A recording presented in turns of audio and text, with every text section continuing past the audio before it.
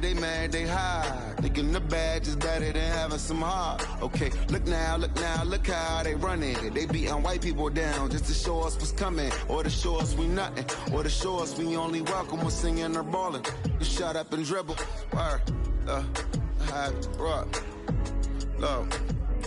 Hey everybody, I'm Carrie Champion. Welcome to We the People. So today we are having a very candid conversation with athletes and artists who want to make sure that you use your voice to vote.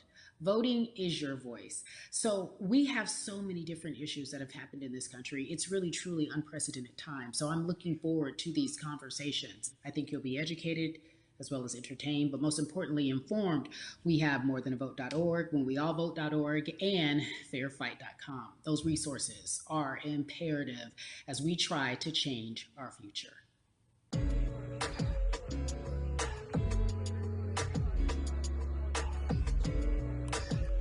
Yeah, la. There's no way that we can talk about hip hop or even the fact that we want to talk about activism, Black voter suppression, without bringing in this guy straight from Port Arthur, Texas. We are talking about Bun B. He is an activist, a scholar, and an all-around gentleman. Thank you so much for spending some time with us. Bun, I don't want to start heavy, but I guess I have to because that's where we are in the world today. It's heavy as hell. And when you think about what needs to happen in this country in terms of change, what's the first thing that you think of? Equality. That's pretty much the first thing that comes to mind, right? Black people need to be seen as equals in this world. You know, we had to fight just to be recognized as a full citizen in this country and not 3/5. The world is now seeing what we've known for so long in the culture and in the community. The one way that we can fight is obviously voting. Talk to me about what voting means to you.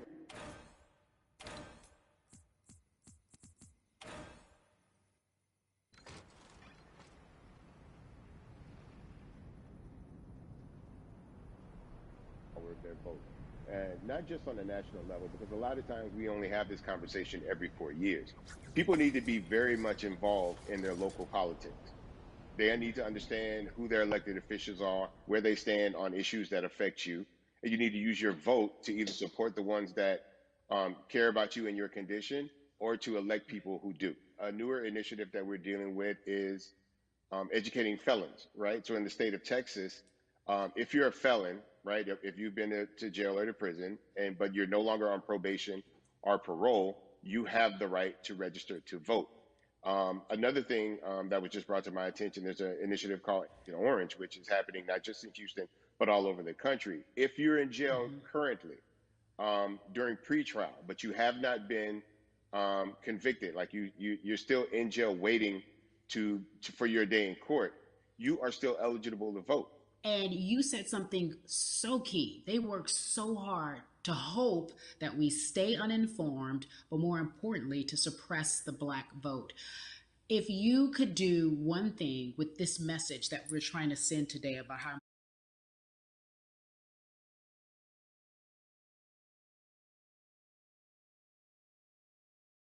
I think the images that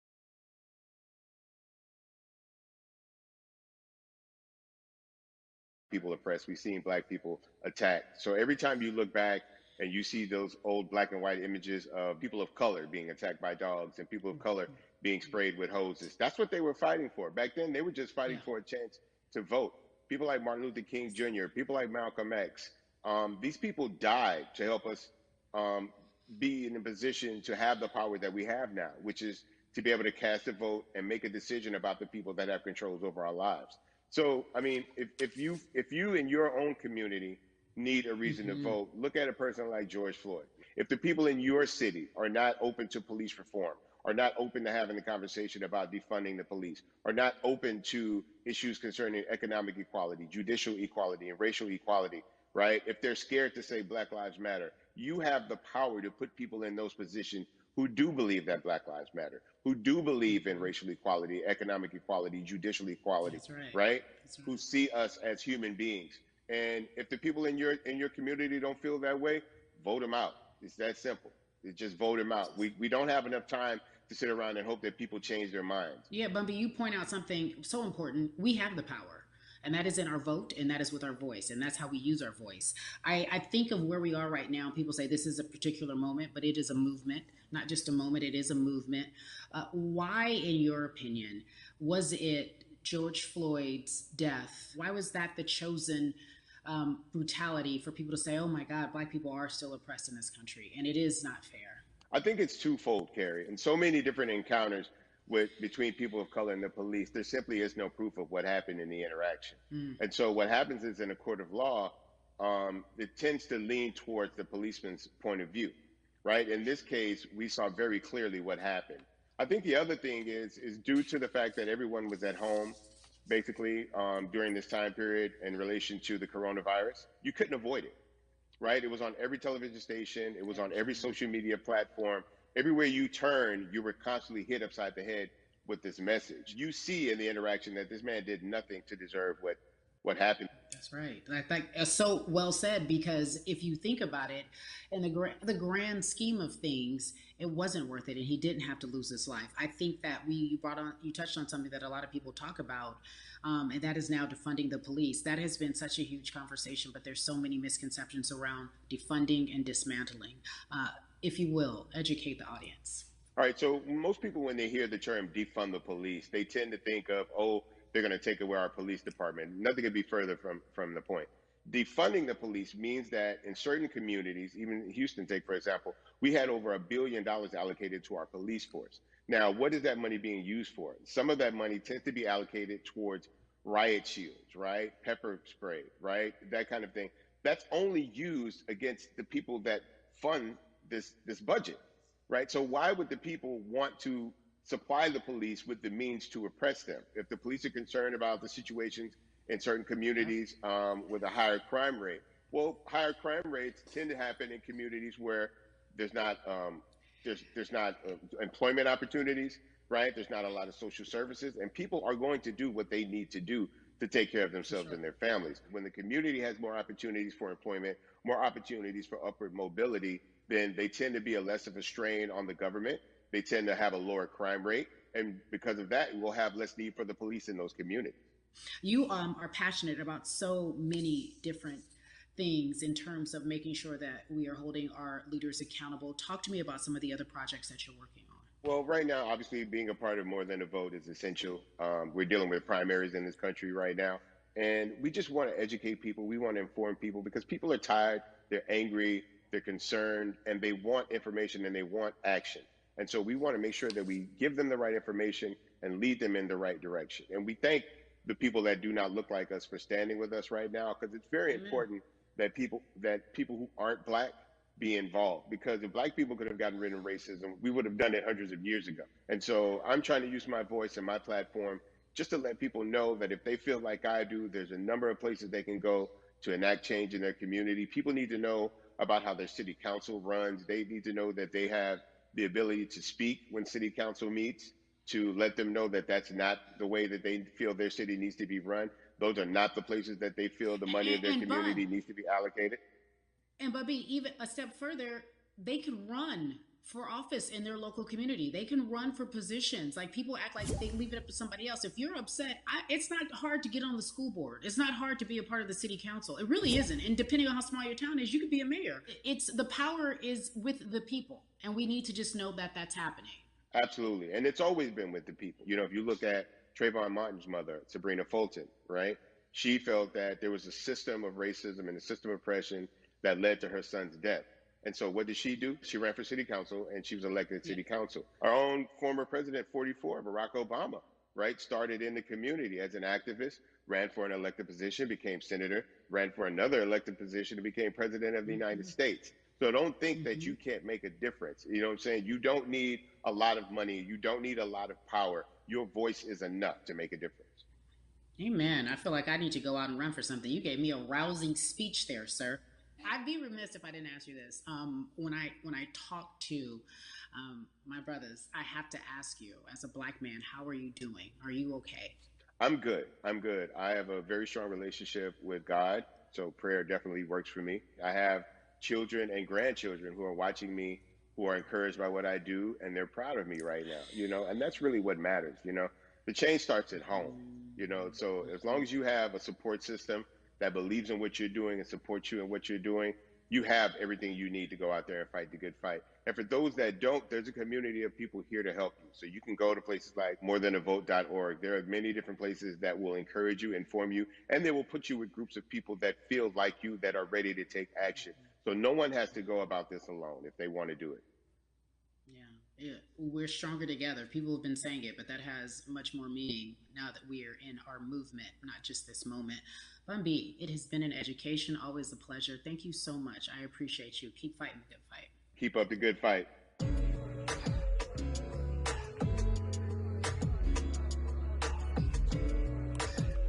Yeah, la la. So our next guest, I have to admit, I'm a fan, but there are so many different people that we could talk to, and I thought it was so imperative that we speak with her. You know her as Molly on the huge, successful show Insecure, HBO's Insecure. She also has a comedy special highlighting her Nigerian roots, and she's an amazing podcaster.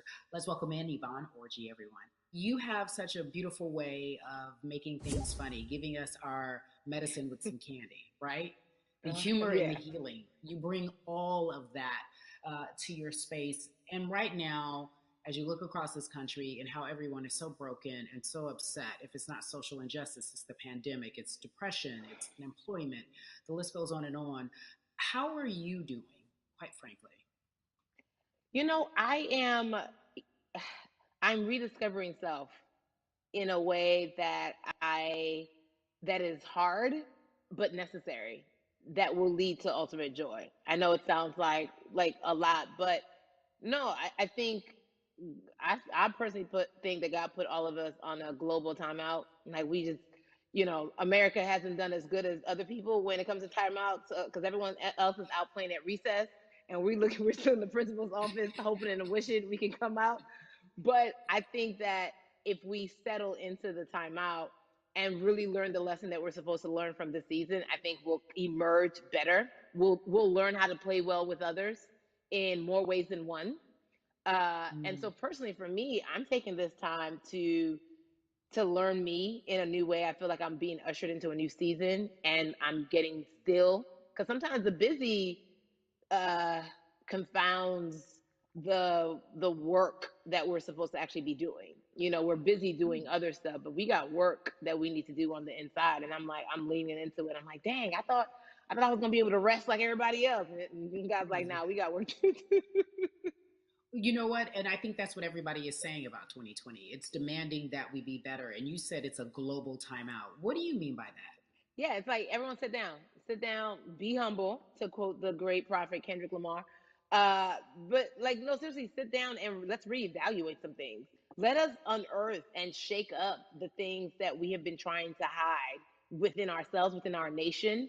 I think America is going through an unraveling right now, a much needed, a much necessary one. And I think all eyes on us, right? There is no, oh, I was on the subway for an hour, so I didn't miss that thing that happened. No, everybody was home. Everybody, was watching when George Floyd died, and everybody, no one could hide it. Everyone was watching when Amy Cooper called the cops. Like, this is a time where it's like, oh, we can't pretend it away.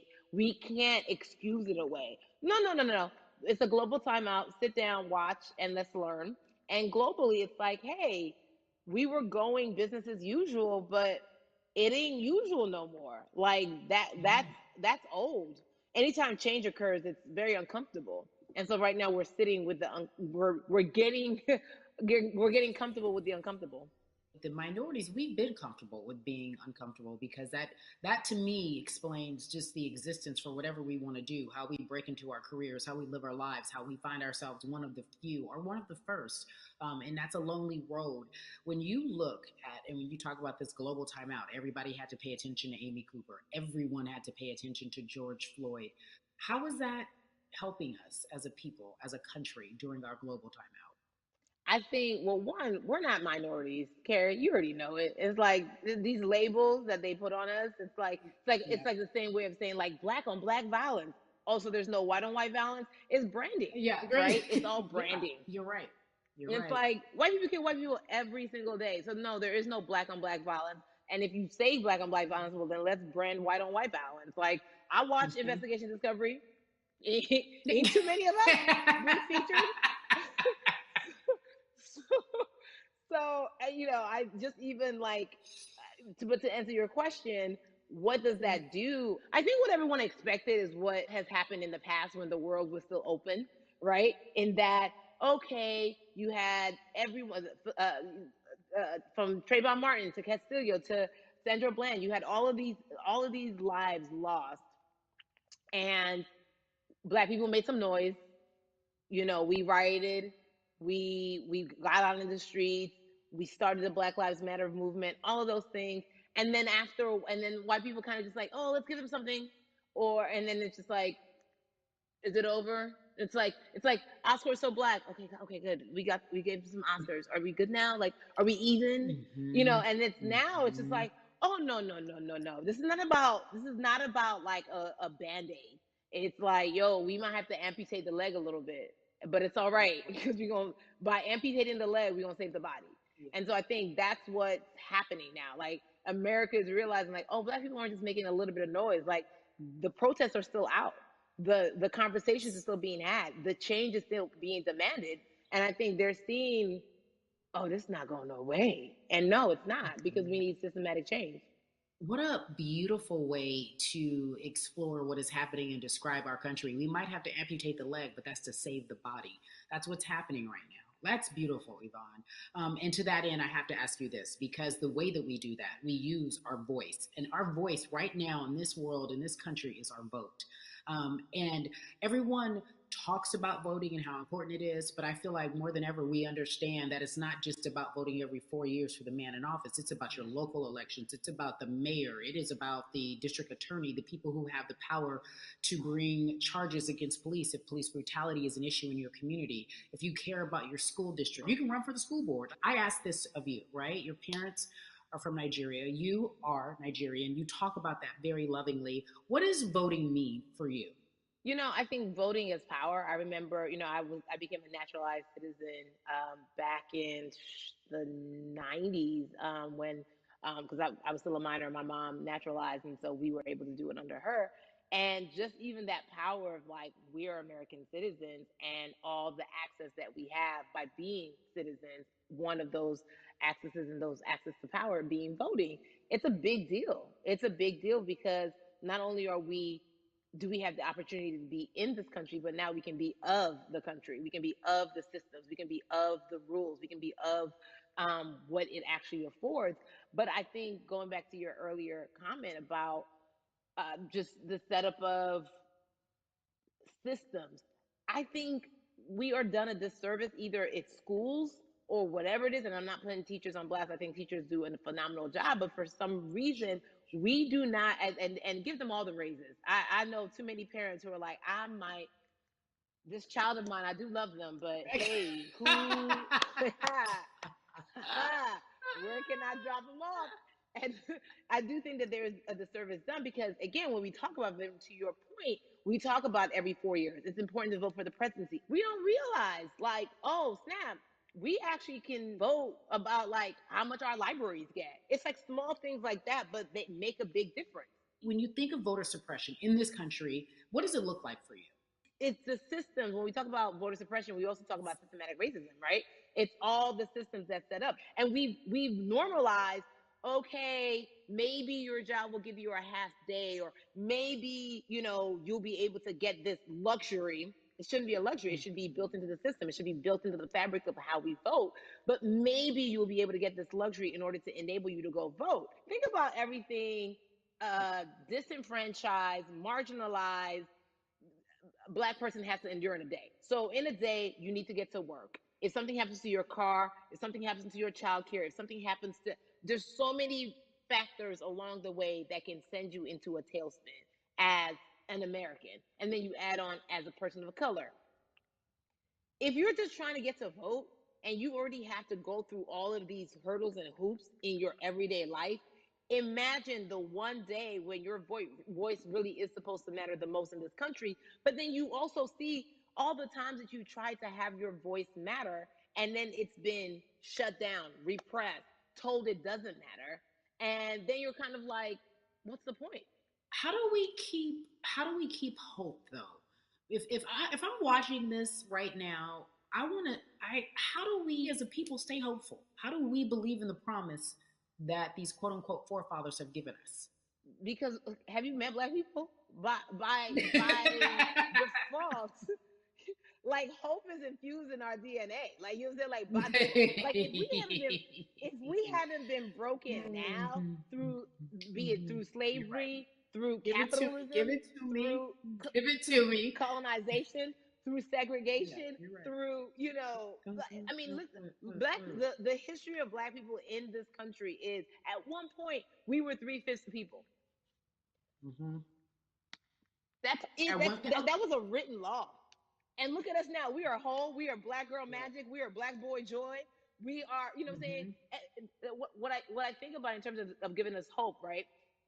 We're making a lot of people nervous right now, Carrie. We're Of making a course. lot of people Ben, nervous right now because they're like, dang, we put all these obstacles in their way, and these jokers are resilient. But that should give us hope. That should give us hope that like we can't stop, won't stop. I mean, I went to the school of Diddy. You know what I'm saying? Hashtag, Harlem shaking it right now. Can't stop, won't stop. And I think that's our motto. We can't stop voting and we won't stop voting. We can't stop marching and we won't stop marching. We can't stop thriving and we won't stop thriving.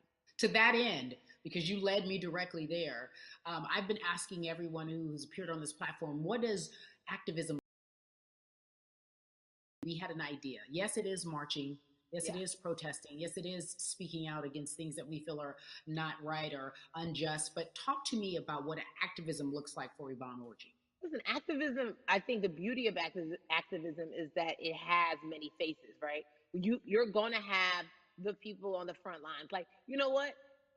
Martin Luther King marched, but there were a lot of women who were in the homes like, hey, BT Dubs, when they come back, this is how we support all the people who are marching on the front lines. And we're going to be here doing what we know to do best here. And you know what? Somebody needs to bail them out of jail so now we need to be in the community, getting money or whatever it is. So it's like everybody has a position to play. And so play your position like a shortstop, bruh. So whoever you are and whatever you do, play your position. So activism could look like, you know what? I'm not the one that's built to be on the front line, but you know what? My pockets go deep, so I'm gonna support the people on the front line.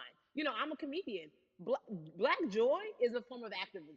There's always a call for entertainers or celebrities that have the platform to do something. Why aren't you speaking out? I'm not a believer in thinking that it's mandatory. Like you said, everyone can be an activist and be activated in different ways. But talk to me about the connection. Talk to me about the marginalization in your world and how you feel like it even inspires you to say more and use your platform to do more. Beneath the surface of what we do, like Niecy Nash says, it's the the who, right? The who is the person who's going to be like, hey, let me call this out. Either blind racism, ways that we can be better in terms of ways that we can actually be more uplifting to the community that you may not even realize that you're serving. Before I let you go, talk to me about the urgency, in your opinion, for people to vote, our people to get out and vote this coming election. Yeah, I mean, guys, guys, guys, if you think you're tired now, I'm telling you right now, we cannot take this sitting down. We can't take this jokingly. I understand that it may be hard to figure out who to vote for, but at the end of the day, we got to vote for our families. We got to vote for our legacies. We got to vote for continued progress. We have to vote for upward mobility. We have to vote for equality in a way that is long lasting. And if we succeeded before, we can do it again. You talk about the hope. This is the time.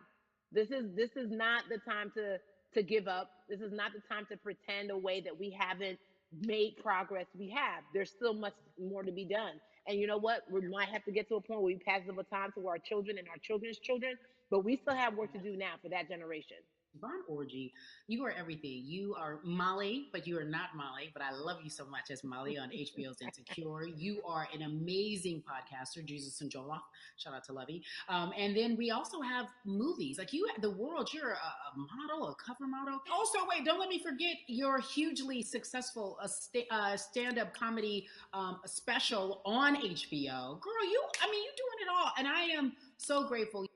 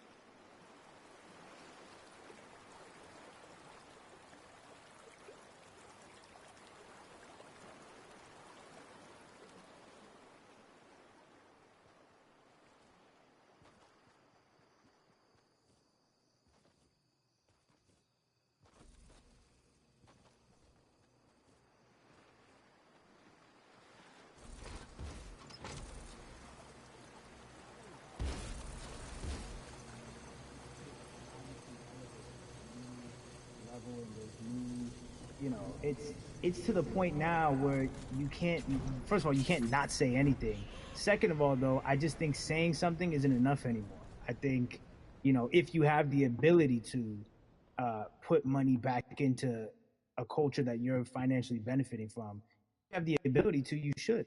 It's interesting that you talk about it in that way because some people do believe that silence is the best way to go because it's hard to talk race, especially if you're white and you're in the black culture. People just feel as if they can't talk about it. They feel awkward. They feel as if they don't have the privilege or the voice or the words. How do you find yourself right now in terms of interacting with people when they want to talk to you about social injustice, police brutality, what's going on in this country right now? Well, first of all, picking and choosing whether you want to be silent or not about race, that's a privilege in and of itself. But no, I mean, I try to just do my best to listen to the black people around me and the educated black people I have in my life. So I do my best to not act like I have all the answers for everything, especially in a culture that I'm not from. But that's why when we decided to raise the money um, for Black Lives Matter organizations, when we raised 500,000, we got on the phone with some of the women who started Black Lives Matter. I got on the phone with Tamika Mallory. I was on the phone with Karen Civil and talking with my friends to make sure the money went to like the correct places, and people who really need it. It's just about listening. That's all. It's about listening. Let's talk about that for a moment because the way I think of activism for me, it looks very differently. It's not necessarily just protesting on the front lines. I think that's great. But what about being an activist in the way in which you have decided to be one? What inspired you? What did it look like? You said you raised money for Black Lives Matter. What did you do? Mm-hmm. Walk us through everything that you did and how you find yourself in this moment right now. So for me, it was 3 years ago. I had like a string of festivals, and I decided that I was going to wear T-shirts with a message on them because I figured, what better, what better time to use a platform than in front of a bunch of people. So one of the T-shirts I wore was, "If you want to change the system, speak up. White silence is pro-racism." The whole thing, and it didn't really it kind of got swept under the rug back then. But when all this stuff started happening again, and it's been happening, the police brutality against innocent Black people, I was like, man, I'm not the biggest artist in the world, and I certainly don't have the most white fans in the world, but I got a good.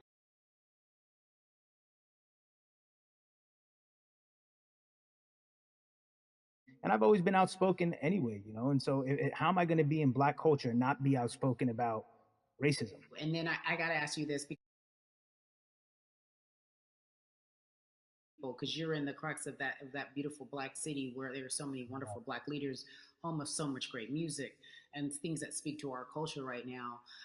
And we are really, really getting our word out, especially with this platform today, and saying that we must use our voice to vote.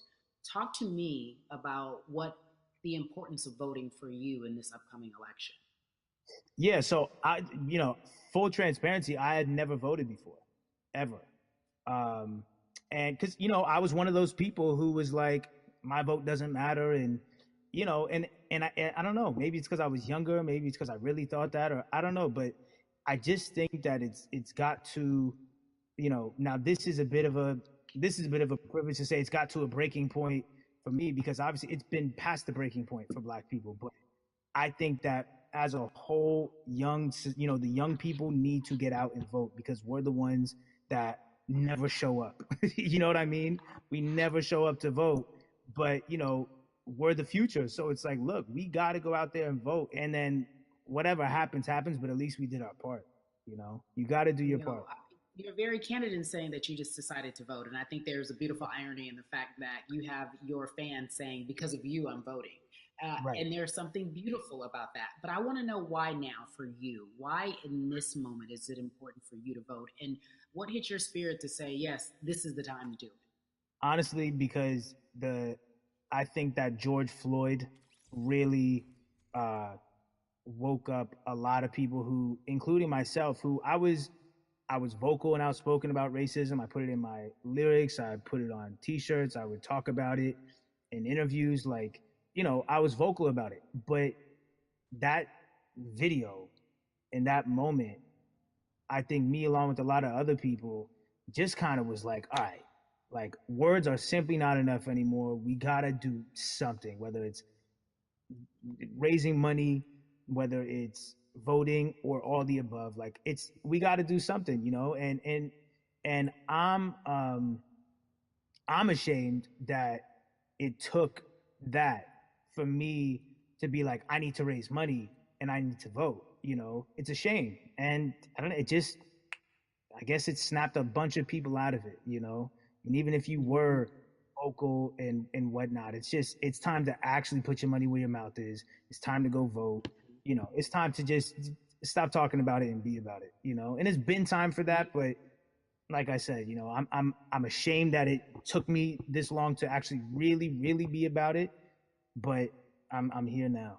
So Russ, we all know that this is going to be your first time voting. Tell me what that experience is going to be like for you in terms of what you're excited about. I think what it's going to do for me. It's going to let me know that I'm contributing to something bigger than myself, and I'm actually putting my money where my mouth is, and I'm being about it. Because for so long, and I know I'm not alone with this, but standing on the outside and just screaming about this and that and this should change, and it's like, all right, but did you vote? And so I know it's gonna feel good to know that I played a small role, and that's the problem. I think the mentality of like, my vote doesn't matter needs to be changed to, my vote, albeit small, does matter. It's a role I'm playing, and if I play my part and you play your part and he and she plays their part, then we make a difference. But it'll feel, I have a feeling it's gonna feel very, very bigger than me. I think when you realize that giving actually feels better than receiving, that's when you start wanting to do your part and contribute. So voting is an easy way to give, Yeah. To whom much is given, much is required, and you have been given a huge platform, and we are so grateful for you, Russ. Philanthropist, artist, community activist, first-time voter. We appreciate you for doing this, okay? Thank you. I appreciate y'all.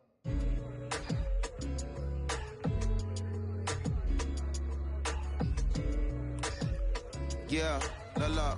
So, cities like Atlanta and Chicago have been at the forefront of the discussions, especially now in this country when we're talking about COVID 19 and systemic racism, as well as police brutality and what we can do in this country. Again, we're continuing our conversation, letting you know that your voice is your vote and your vote is your voice. We can change where we are in this country. Currently, I'd like to welcome in Chicago Cubs right fielder Jason Hayward. I appreciate you. I brought in Atlanta and Chicago because I know you grew up in the metropolitan area of Atlanta, more specifically McDonough. Let's be technical, and and you have been very vocal throughout this entire time in terms of what our country's been experiencing. Let's look at the past month and a half, if you will. What has been the hardest thing for you to deal with? The hardest thing for me to deal with, Carrie, this last month has just been going from the virus shutting everything down to us being called to action. We've had multiple police brutality situations. We've had people protesting, wanting to get the message out. But I really realized that I need to be a part of the positive message and make sure that doesn't get lost in all the chaos going on, for people to actually hear from a reasonable, respectable person who cares about everyone involved. A reasonable, respectable person who cares about everyone involved, which leads us to More Than a Vote. It is a beautiful collective of Black athletes and artists. You are a part of that. Talk to me about why that's important for you right now on this be a part of that collective. To me personally, it's important to be a part of that because I've somewhat used baseball and my craft as an excuse to not get more involved in voting. But I can't any longer use baseball and work as an excuse not to get educated, and not also to show people, like, at any moment in time, any walk of life, we can make a difference. So tell me in your words, what does activism look like for you? In my words, it looks like LeBron James, the biggest athlete right now on the planet, speaking up and breaking the ice for everyone. But I think for the first time, people see and hear from us. So now we have white teammates, we have other people speaking up and realizing, okay, like, this is how we go about doing this. And to me right now, social media,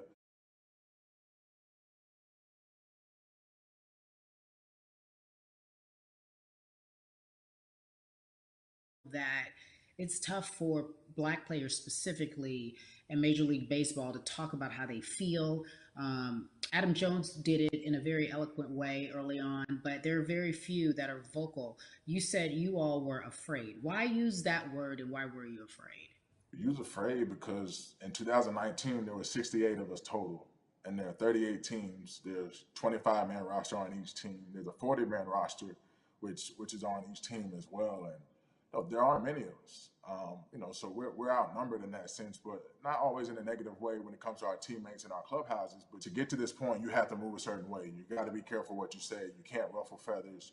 You can't come off in any way. Much like other Black entertainers, much like yourself, probably having to live through life every day. But to get to the highest level, you got to button up. You got to be seen and not heard. So baseball is, like I said, it was time for us to try and speak up and make a difference, and show it's okay to do so, because we can't be quiet any longer. That is a button up, be quiet, be seen but not heard. That is an expression that a lot of Black folks can relate to in whatever aspect of professionalism that they experience, especially if they don't work for themselves. They just feel that. That is also a socialization that we have as Black folks, well, especially, like you said, if you want to get to the higher level. And for so long, I felt it bubbling right underneath the surface that so many of us who were in whatever positions we were, who had platforms, were tired of pretending and looking the other way and spending so much time making others comfortable while we were uncomfortable. Do you feel that this is the type of movement that is sustainable, or is it just for a time? No, it takes everyone joining in on the conversation. And right now, I feel like more than ever, there is little things as possible to distract from bigger issues. And we saw on draft day, we saw our president, Theo Epstein, holding up the sign saying Black Lives Matter, and wanting to include the rest of MLB in that. But now we're having those conversations as well. So I definitely think this is sustainable, and it's not always just going to be the popular thing to do. This is something that people want to get right because they know we care. Jason, you said you think it's sustainable, that what you're seeing, especially with your colleagues in baseball, that this can be something where you're feeling more comfortable, feeling more safe to share how you feel about social injustice and police brutality. What are you doing right now in this moment with your platform to help change how we look at voting and how to educate the culture and the community about voting? Well, first, what I'm doing, Carrie, is joining up with More Than a Vote and joining up with other athletes and entertainers to get that message out and use our platform in that sense as a group. And try to create a brand with this to make it something that's not just about the election coming, make sure that it's about people getting educated for years to come and figure out where to vote and how to vote. We've got people in different areas that cover different demographics and influence different areas of people. And as a baseball player, as a black baseball player, I feel like now, like we talked about, is finally the time to show people that you can use your voice in this profession. You don't have to be afraid. And to me, that can help someone, help a kid growing up. He can see me, he can see other guys that were in the video we posted saying, hey, this is what they're standing for. They're speaking up for these things, and it's okay to want to play baseball. It's not lame. It's not something I have to be as afraid of as I was before. So I feel like that's my role in this. I have a younger brother as well. He's 24. He also plays baseball. So I've got to lead by example. I can't just always, come up with a good answer that sounds good on TV when I get asked a question on, what do we need to do to make changes. I'm joining up here to make sure that I take action and get educated myself. For one, so many people, I feel like in Atlanta, they're on the move. Or when you want to try to make a vote and try and cast your vote, you have to do it by mail. You have to sign up for the absentee ballot. Then you have to get another ballot in return. They have to send it back to you. Well, for me personally, they didn't send that back until it was too late, right? We didn't get it in the mail to the address that's an Atlanta address at my parents' house. We didn't get that in the mail until it was too late. And then from other friends and family that are still in Georgia right now, I just hear about them being held in lines too long and trying to get off work. And we know how it is for any family, but let alone a black family in the inner city or in the suburbs trying to take care of their family and trying to provide for them. You try to get off work, and then you're like, wait a minute. You start looking at the clock. It's like, oh, this is not going to happen today, right?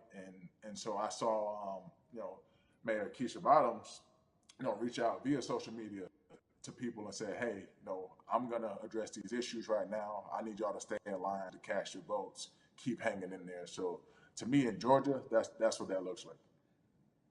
Well, it's interesting that you even bring that up because there have been all these images specifically from Georgia, because that's such a battleground, where you see people, especially when it came to the primaries, doing whatever it takes. And this is real life voter suppression that you're talking about. It's been happening for decades. It's not fake. What you're saying, these examples of sending you your ballot too late after the fact or shutting down the polls at 6 o'clock while people still are in line, that's a real life issue. There needs to be some type of change. And I think that what we're doing right now is fair. But the idea of voter suppression, do you think that is well known, especially with folks, within the generation, your generation? I think it's known in our communities, right? I don't think it's spoke on enough. I don't think there's been enough light drawn to it. Bring it to light. Let people hear about it. Let people learn about what that looks like. And get more people to say, okay, look, like this is going to happen. We have to expect this, and we can no longer make the excuse.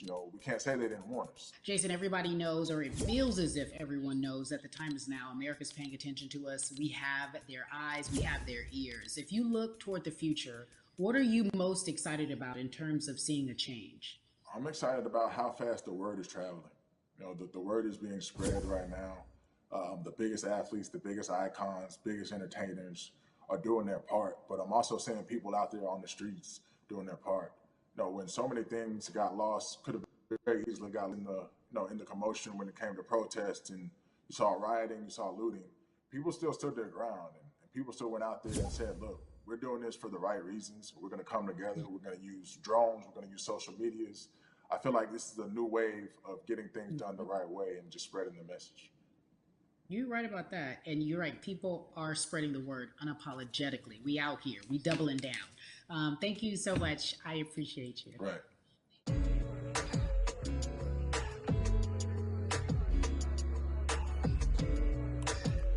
Yeah, la la. Hey, everybody. I am so excited to welcome a friend, a brother, family member, if you will, former colleague, NBA great, sports analyst, philanthropist, here to give us his time and his platform to talk about something that is so important, that is voting. Everybody, welcome Jalen Rose to We the People. Talk to me about how important it is for the people who know you and love you and look up to you. Why is it so important that you use your platform to talk about voting? Initially, we have to get past the stigma of the mental systemic racism that comes with the presidential race, governors, mayors, senators, judges. We've been conditioned to believe that our vote does not matter. So usually when we looked up at all of those races and people that were running, not only did they not look like us, we didn't believe they were there to represent our best interests. So therefore, as a collective, we didn't mobilize until Barack Obama, and we felt a sense of hope that finally our country is going to do something that we felt would never happen in our lifetime. And I remember being at the inauguration in 2008. I made sure I was there. And we voted. In 2016, we didn't vote, Carrie. We didn't vote. And so many people try to make this political. This is not political. Me telling somebody to vote is like telling somebody to pay taxes. So that's one, getting over the stigma of nobody is going to represent our best interest. And then number two, the reality is that the person that gets the most votes doesn't necessarily win the presidency. That's uncomfortable right there, because that's actually what took place in 2016. The Electoral College chose the president. And if you put all of their pictures up, I'm pretty sure they look a lot more like each other than they look like you and I. How about that? And then the third thing, especially in urban environments, oh man, they create barriers for us, Carrie. It's like you got to jump over the fence, you got to run past the dog, you got to jump on the hood of the car. The lines is 5 hours long. You get up to the poll and they don't work. Elderly people working in the city, while they got the young people who understand technology working in the suburbs. Like, these are all systematic things that try to discourage us from voting. And then finally, we don't have a day off to vote. We need to work. So we don't get a day off. It's going to be a full day, and I got to work to pay my bills. So you know what I'm going to do? I'm going to mail in vote. And you know what you want people to realize? That counts too. So your vote will be counted if you're able to mail it in. So those are a few things that I hope that we can do and mobilize. And shout to LeBron and his team. Shout to you and everybody involved. We will make a difference. Well, let's talk about more than a vote. There is a Black collective of athletes, of artists coming together and saying voter suppression is a real deal, especially in the Black community. When you just talked about, I got to work, so I can't go vote. And then when we do get in the booth, just in case we don't have to work, do we know who we're voting for? Not only do we have to vote, we got to be educated. And it's not always even about the man who's in office or the woman who's in office for president. It's about your local elections. It's about the people who are your DAs, your state DAs, like the people who actually make change in your community, who will change police brutality, who will make sure that your community is taken care of, who will defund police and hope that they can help you in stopping police brutality. So talk to me about why you decided to be a part of More Than a Vote and what it actually means. Well, it means a lot to be involved with such an impressive collective, as you mentioned. And I said this multiple times, and I know it can be uncomfortable when I say it, but a lot of times we have to get to the root of the issue before we find a solution. And the quote was, I wish America loved Black people as much as it loves Black culture. And this collective, by the way, represents in a lot of ways what's encouraging, but also sometimes disappointing about our role as Black people in America. Because we were brought here as labor and to entertain. And we use those vehicles to get paid and move to the suburbs and be the idols of white kids. And so now that we have this collective, I would say sports and entertainment represent the most powerful group of Black men in the United States. I'm talking about money, power, celebrity, the ability to mobilize, community involvement, their leadership, their intellect. And so to have all of us pull it in the same direction at the same time for anything that we're passionate about is going to be a difference maker, but it's definitely going to be a difference maker in the 2020 vote, because we're going to make sure we inform everybody that they can let their voice be heard, and failure is not an option. Jalen, what does voter suppression look like to you? A perfect example took place recently, Carrie, in Kentucky. It was 6 p.m. at night, and so many people were standing in line enthusiastic to vote. You know what they did? Locked the door. You know what the people did?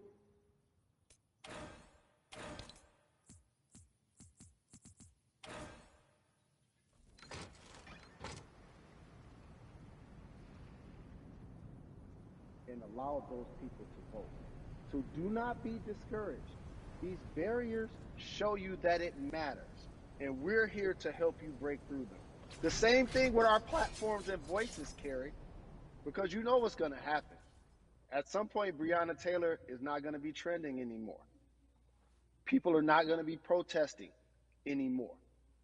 But it's still up to us to keep making sure that our voices get heard, and this is one way to do so. Right, and that is a form of being activated, being an activist. It doesn't have to be protesting. It doesn't have to look like what you think traditionally activism looks like. It's voting. It's that simple. We now have to understand, like, this is a critical mass moment for this movement to continue to hold up as much steam for as long as possible. And that's what this collection is going to hopefully allow for that situation to happen. Jalen, in today's age of technology, it should be easier to vote. No doubt. It's like we call these devices smartphones, but yet I can't vote from it. All of the things that we do in our lives are in our phones. All of these barriers are things that people will need to overcome in order to create a level of enthusiasm to vote. And again, this is not political. It's your right to do so. And there's so many times where you feel like somebody may have gotten done unjustly in your community. Pay attention to who the judges are, who's running for Senate, mayor, governor. Pay attention who's running for president. And let's make sure in 2020 we make a difference. Why is more than a vote so important and invaluable in our community right now? Well, because right now, I think we have an opportunity to let our voices be heard louder than ever. Anytime you see the mobilization of white kids holding Black Lives Matter signs, that means there's a breakthrough. Now, what happens with that breakthrough is the next step. You're going to look down in your email, Carrie. You're going to see all of these companies telling you how they're going to work on their diversity, how they're looking themselves in the mirror. They need to make change, just like in sports, right? Look on the field and on the court, all those black players. The further you get up, it's like altitude or a ladder. It gets thinner and thinner. And so a lot of people talk about the system being broken. I hate to remind people that it's not broken. It was built this way. And one of our ways to help change the system is to vote. So that's why more than a vote is so very important, so we can make sure everybody participates and gives themselves an opportunity to let their voice be heard. I think it's interesting because you talked about Black men being very powerful in the U.S. if they're athletes and entertainers, because for so long those have been the only avenues traditionally to create wealth. The NBA season comes back. What are your feelings on the season coming back in the midst of everything that is happening? I think you'll see players challenging the establishment more. You're going to see them saying, okay, if you have all of these marketing and promotional deals, how many of them are with minorities? How many people are you employing in NBA? What about certain teams? Who do you have as a minority owner? Or what about the candidates that you have for positions of power? NBA players have proven as blacks that they are now movers and shakers in the game. They're Mm-hmm, now the mm-hmm. dog, not the tail. So if they decide not to play, some of the biggest social changes and conversations have taken place in sports that weren't during the game. Colin Kaepernick was before the game. The Ali Summit was a press conference. So they could mobilize if they chose to. But when and if you do play, challenge the league. Black Lives Matter on the jerseys. Continue to make sure that every time people are watching the game, they're also seeing the movement happen. Jalen, I appreciate you because you are always entertaining and informative at once. I really, truly am looking forward to the NBA season. Thank you for working with More Than a Vote because your voice, your platform, all of it is needed, my friend. Be safe, okay? Yes, ma'am. I love and appreciate you. One call away always. Thank you. Love you, brother. Love you too. Every conversation that we had today, I hope was helpful for you.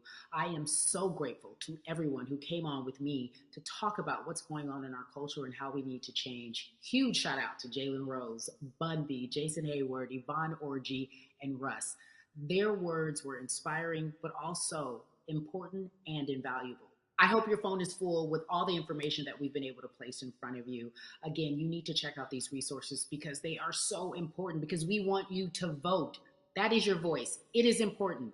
We, the people, want you to vote. So go to morethanavote.org, fairfight.com, and whenweallvote.org. Again, thank you so much for joining us and paying attention because this message, again, is invaluable. I'm Carrie Champion for We the People.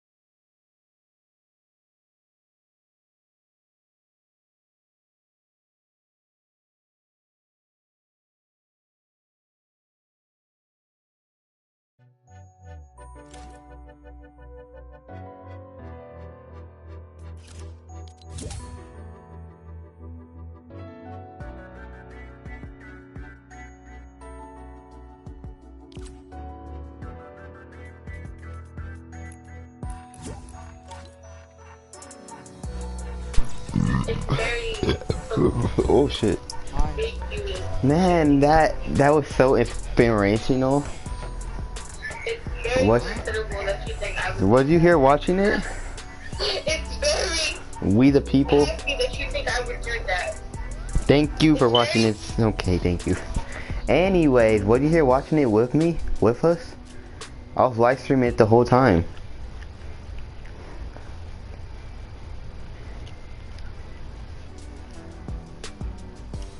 Don't you know We the People.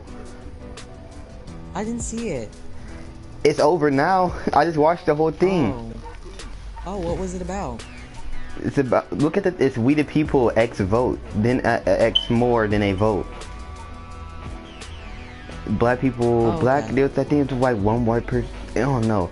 But the black people on there speaking like some true shit, bruh. Okay. I'm also just stay on Fortnite because I'm on it anyways.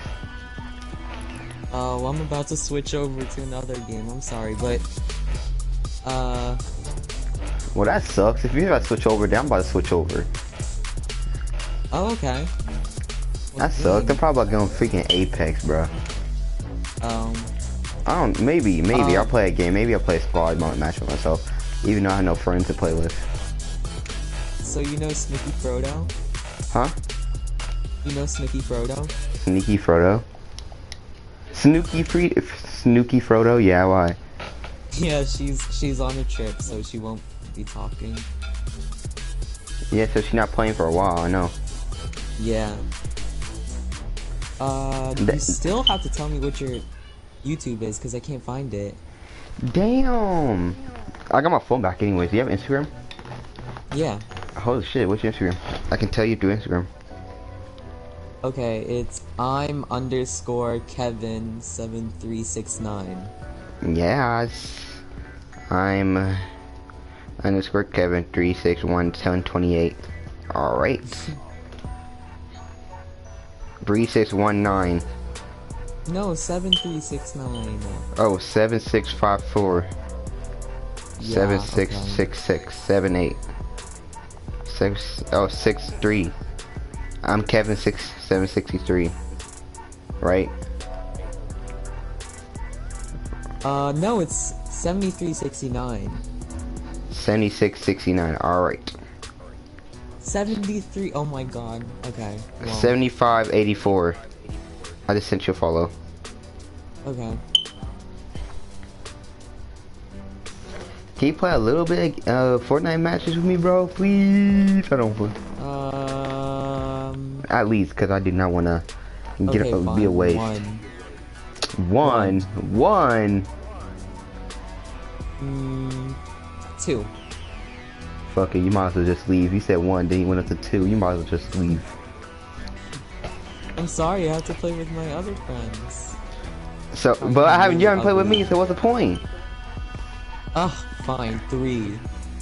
You went up from 1 to 2, all the way to 3. You still might as well just join them.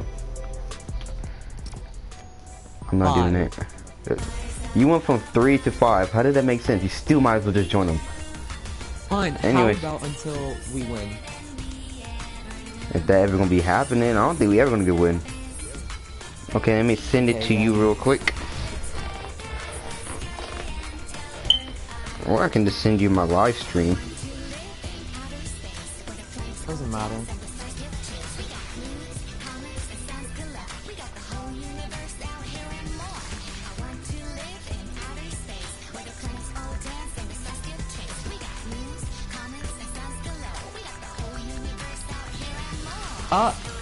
I'm on your live stream.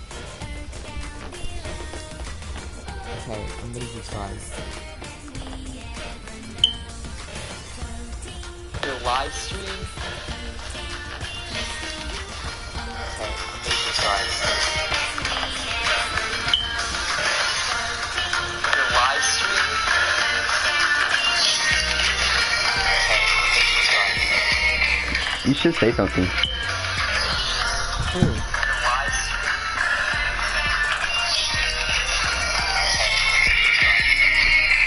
should say something.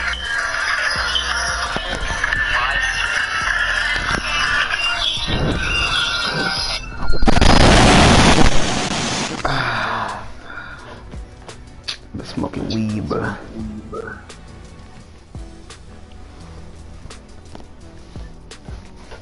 Anyway, someone said they gonna play with us. A stream sniper said they gonna play with us. Hey, subscribe. Nice. You accomplished something for once.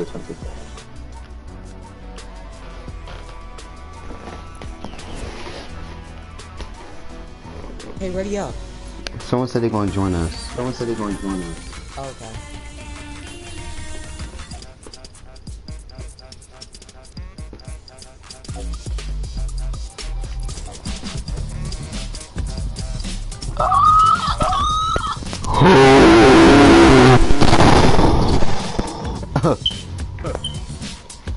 Is that good enough?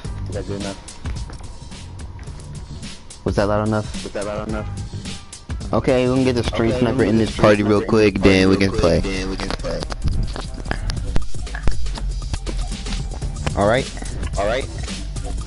Okay, she said she's not playing with us. Okay, I'm gonna unfriend her real quick.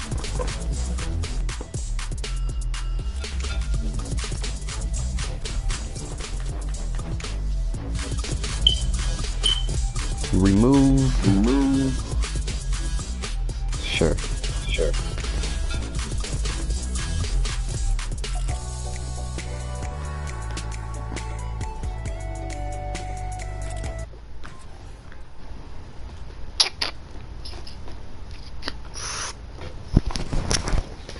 So what you been up to? Yes, obviously you're the only person here. Oh no. Oh no. Why no chat crying? Why no chat crying? Only my chat's crying. Call me a meanie. Call me a meanie. I'm black, that's why. I'm black, that's why. I mean I'm mixed, sorry. I'm mixed, sorry. Black Lives Matters. Black Lives Matters. You put in sad face in... I quit YouTube. I'd rather be a lawyer now. Switch to game chat.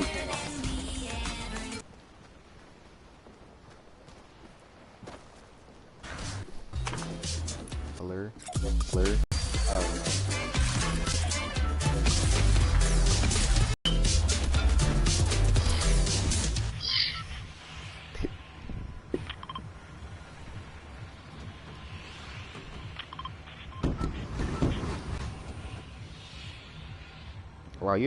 Wow, you're skinny. Me? Yeah, I know. And ugly. I wouldn't say ugly. You're just skinny. Ugly too. You have to. Just wait till you see my face. Ugly. Okay. The internet connection quality is currently not sufficient. I know how to say it. To broadcast gameplay. I have a purple sniper if you want it.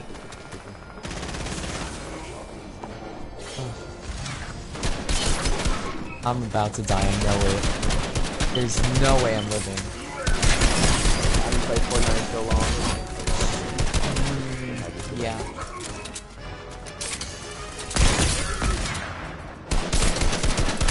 Oh, wait, that's my teammate. I'm about to.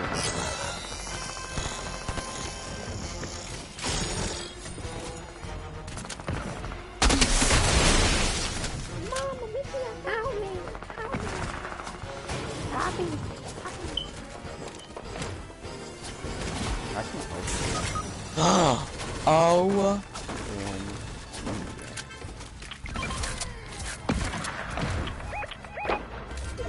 Are you joking me? Whoa. It's so bad. Sorry.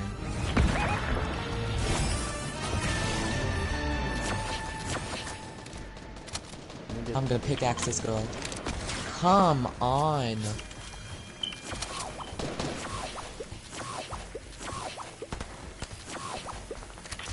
Yeah, I'm dead.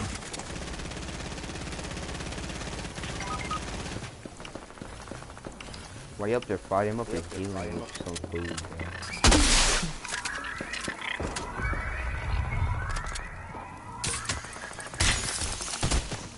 Wait, what?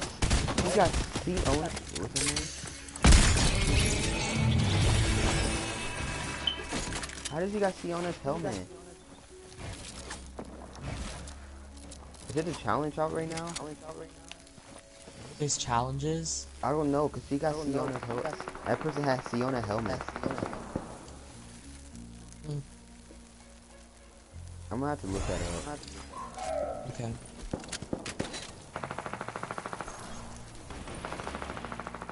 Oh, you all over there. I regard somebody else. I'm coming, child. The rapist is coming your way, don't worry. Oh, wow. Well, I'm gonna rape your stuff while you're dead. Ciao. Anyway, so... Let's not. Can we not fucking riddles? Just taking my stuff.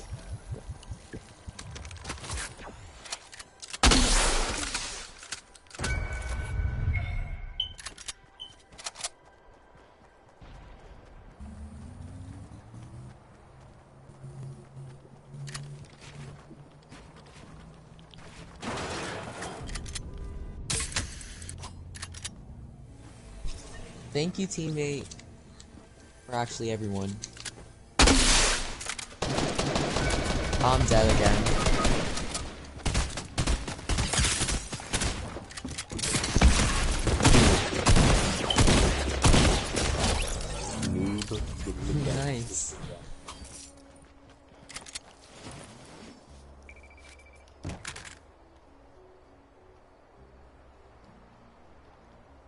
I should emote just for pickaxing them. I'm gonna play with Thank you. Yes, sir. Yes, sir. I think I set the tree on fire. I think. Rest in peace, Mother Nature. Peace, Mother Nature.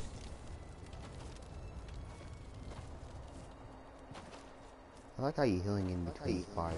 What are you doing?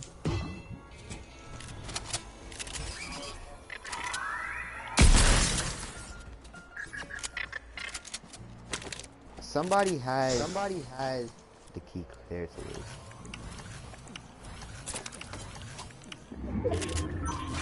Oh, whoops. I got the key card. Here. I got the key card.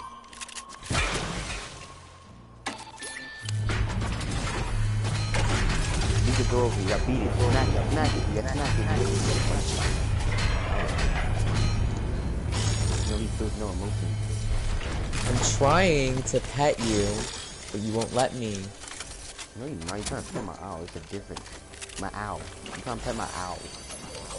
Same difference. Don't mind us. We're just taking all the vault loot.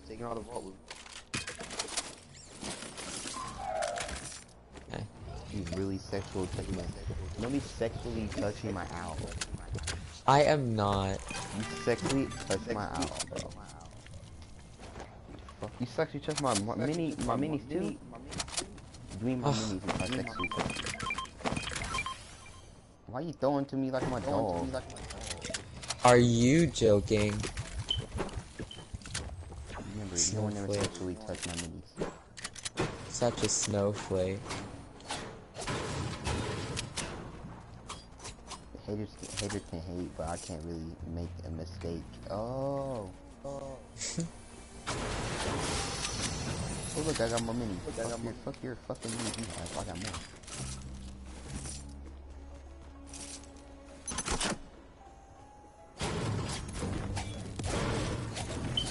Oh, Lord.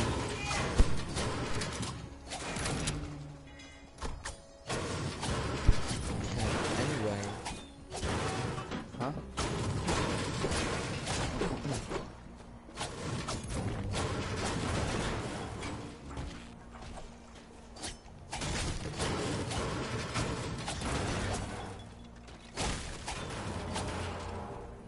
When are cars coming out? I don't know. I hope they really think it out soon.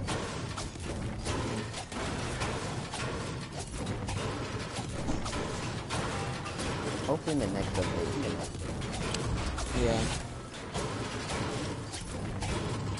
Actually, hopefully the next update better be in the next update.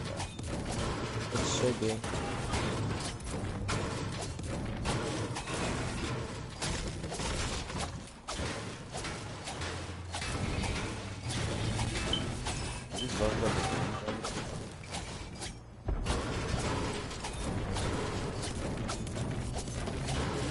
Just level up again. Who? You. No. Someone just leveled up. Oh wait, you completed a challenge, did you? Oh, guess who snapped me? What? Snooky Frodo.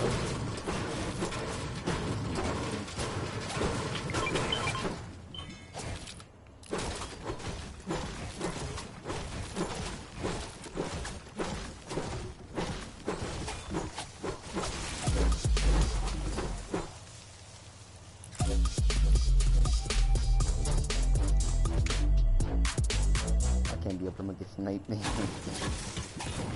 I can probably try perfect time. Yeah, perfect time. Yeah, I'm gonna try perfect time. Okay. Wow, look at us.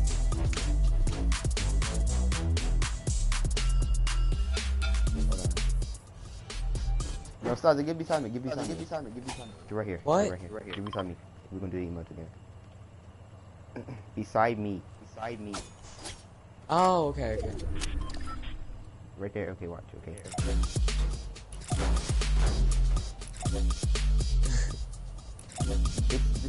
Just do the dance.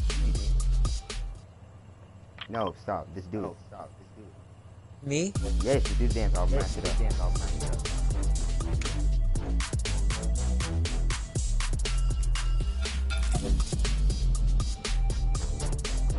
Oh, we're so I didn't mean to good. do that. I didn't mean to do that.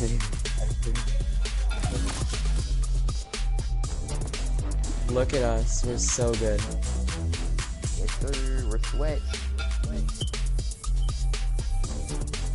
We should probably go with our teammate. Yeah, you good. Yeah, you good.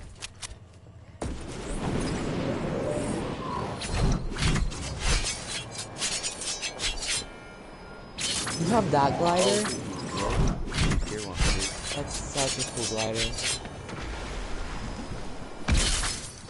Is that a person right here? Yep.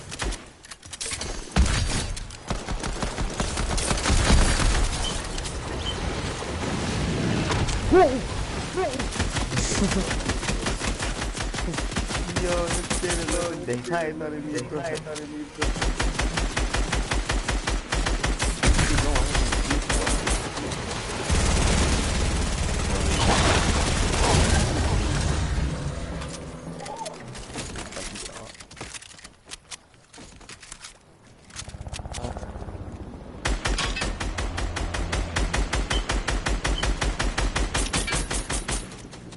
Okay, they just There's a guy over here. Why did you doing it? Why did you doing it? Oh, why am I just standing here? I'm such a Pop-Tart.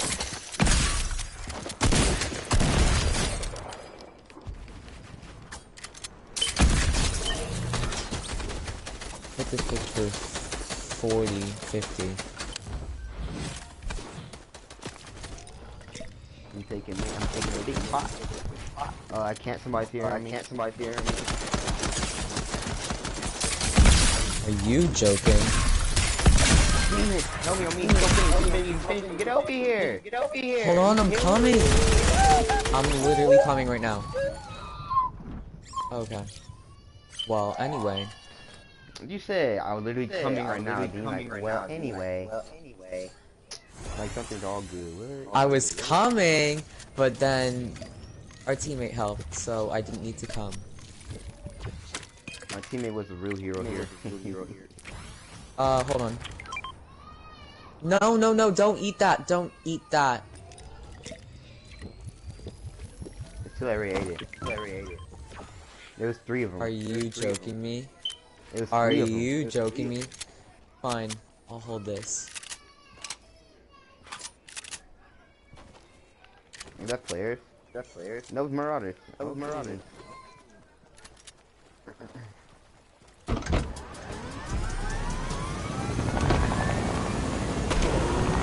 Anyway.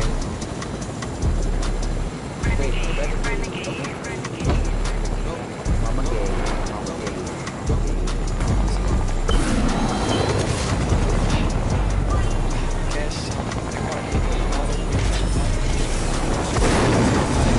Yo, you can talk to me Renegade mode. You're comedian, copyright strike. I can't be near this guy, you can copyright strike.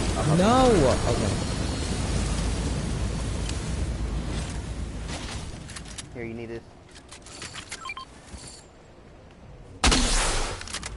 That's a bad idea.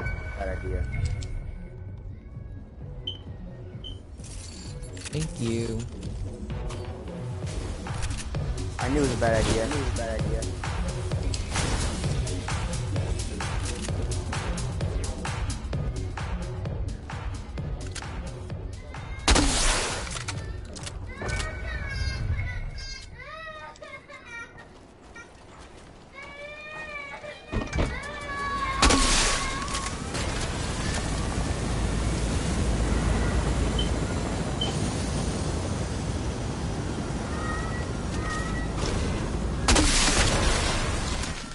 What? I gotta be outside. Hold up, I gotta go, bro. You do?